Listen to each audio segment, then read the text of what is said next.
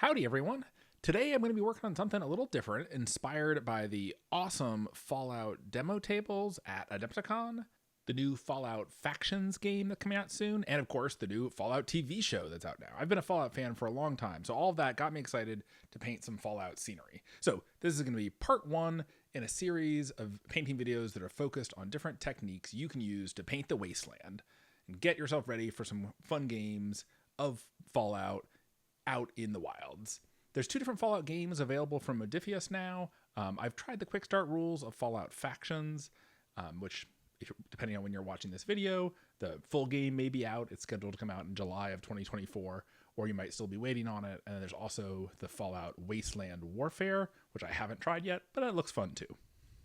So this car I've got in front of me here is an STL that's available from Modiphius. This is one of the official Fallout STLs that I bought and downloaded, printed on a filament printer, an FDM printer. If you look real close, you can see a little bit of layer lines, but I printed it with pretty thin layer lines, and I think for a piece of scenery, it'll be just fine. If you've got a resin printer, it would look even better printed on that. But this sponge painting technique that I've been doing here while talking, it really helps to mask some of the layer lines because there's no dry brushing or washing. It almost serves to kind of camouflage the layer lines. And all I'm doing here is taking a ripped up makeup sponge and some blue paint. I tried to choose a color blue that felt like it would work within the kind of retro vintage 1950s Fallout color palette. And I'm just sponging it on.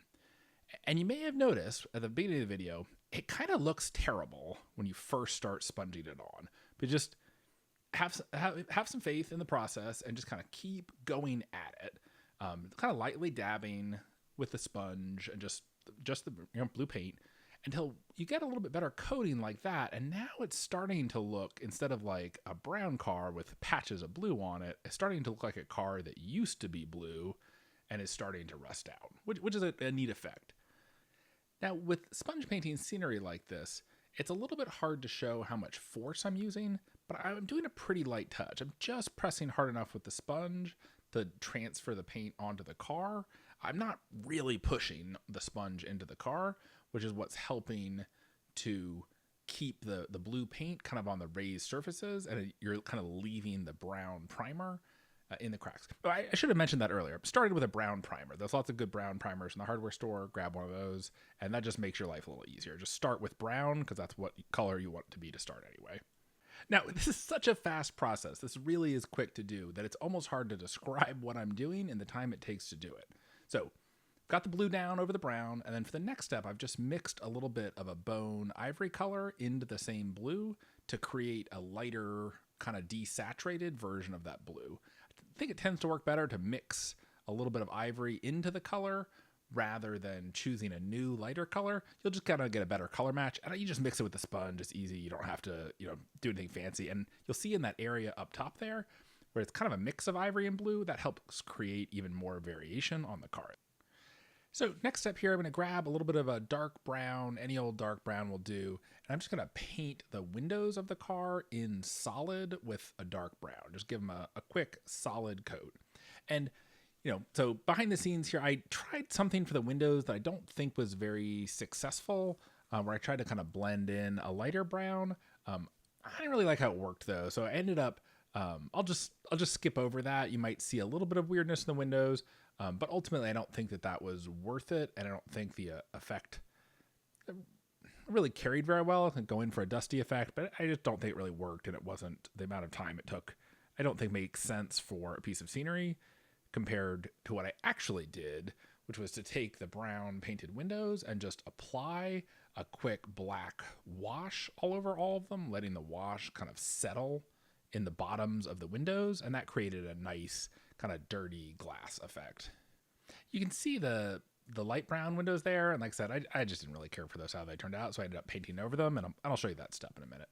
But to start with here, though, we're going to add a little bit of fresher rust. And this is the new rust effect from the Army Painter Fanatics line. I haven't been super impressed with the paints I've tried so far. Maybe I got a couple bum bottles, but I love this rust effect. It might be my new favorite rust effect. It's just like the perfect color orange, and with a little bit of water added, you get a really nice translucency It seems to dry nicely, even when diluted with water without leaving a lot of weird edges on it. So all I'm doing here is, I'll zoom in a second. So just adding kind of some light brush strokes of this watered down rust, kind of wherever. There's no right or wrong places. You can do some splotches in the middle of the car panels. I think any sort of recessed area, like those edges where it might catch some water and be more likely to rust, throw some in there, but it doesn't have to be everywhere. Grab a flat edge of a makeup sponge and you can dab it up, which will give it a little more variation. If you let it sit a little heavier in parts, cool. One of the things I like about this new rust formulation from the Fanatic range is that when you dab it away, it definitely has some strong yellows in it. So you get some of the orange, just kind of stronger orange tones where it dries. But then when you wipe it away, you also kind of get that yellow tinge that you can get in a rusty area. So look at that. Just put a blob of it on, sponge it off. I think it's a really great effect. I see myself using this new rust paint a lot for doing Wasteland Fallout style scenery. And there's no right or wrong, too little, too much. It's whatever you think looks good. You could almost skip the blue step and just do a really rusty car with this rust effect on top of a brown primer, I think. I haven't tried that yet, but I definitely will. Just really, really, I can't say enough. Really, if you can't tell, I really like this new rust paint. It's great. So just keep going at it. It dries pretty quickly because it's just water. I don't really like messing with oil washes. Maybe you could do this with an oil wash, but I don't know. Those always seem like kind of a pain. But once you're happy with the amount of rust you've got on there, set that down and let's go back and fix those windows that I didn't like. So all I've done is grab a pot of Nuln oil here. I'm just going to apply a pretty heavy coat of the Nuln oil so that it's the black's kind of sitting around the edges of the window. And then I'm going to draw the Nuln oil down so it's sitting even more, kind of on the bottom of the windshield. You're getting a little bit of that glassy gradient. While you've got it out, it doesn't hurt to put a little Nuln oil in some of the cracks and crevices of the car, just to, again, add a little bit more weathering detail. And the thing that you want to avoid is uniformity. You want the car to look a little different in different places.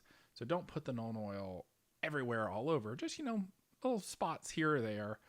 But I am going to put it all over the windows so that we get that black gradient at the bottom of the glass. Now, next up is a neat trick. Just make sure everything's mostly dry. And what I'm going to do is grab this cool chrome marker I picked up off Amazon. I'll put a link down below. And it spits out about the shiniest paint I've ever seen. If you apply this on a glass, smooth surface, you actually get a mirrored effect. It's almost a little bit hard in the video to show just how shiny it is, but it is really shiny. It's like you're putting on liquid mirror. I haven't found a great use for this in miniatures because it's almost too shiny. It's like distractingly shiny. But for a bit of weathered chrome on these Fallout style cars, I think it's perfect. It's got a little chisel tip, but I'm just kind of carefully going in and hitting some of the edges of the car that might have had a chrome finish when it was shiny and new, and just kind of putting a little dab. And just like before, you don't want to put it all over. You don't want it to look new. You want it to look irregular. You want it to look worn. But have you ever seen an old car, sitting in a field or something that used to have chrome details? Some of the chrome will still be shiny. The chrome is shiny until it falls off. So just kind of go around the car and you kind of see what I did there. Just identifying the area that might have been chrome in the past and just putting some kind of dabs and flecks of chrome still hanging on for dear life. And you can kind of see it as it moves around, just how shiny this stuff is. It really is dramatic in person. And just little bits and pieces, little flecks of it on the car really help tell the story of this kind of retro futuristic car that's been sitting for 200 years. Now, something to be careful of with the chrome marker, you can paint over it if you make any mistakes, but you can't. You can cover up mistakes, but you can't wash it. So it kind of needs to be the final step.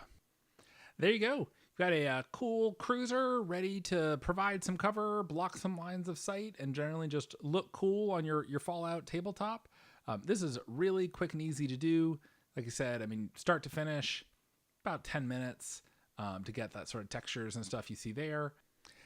And if you'd like, you can even take it a little step further, grab some static grass tufts. There's been time for weeds to grow, and sprout a couple weeds. So you can, stick a couple little static grass tufts even on there. It's kind of fun. And yeah, there you go. Any questions, comments, hit the like, hit the subscribe. Always happy to answer questions down below. And we will see you next time for another Jolly Lark.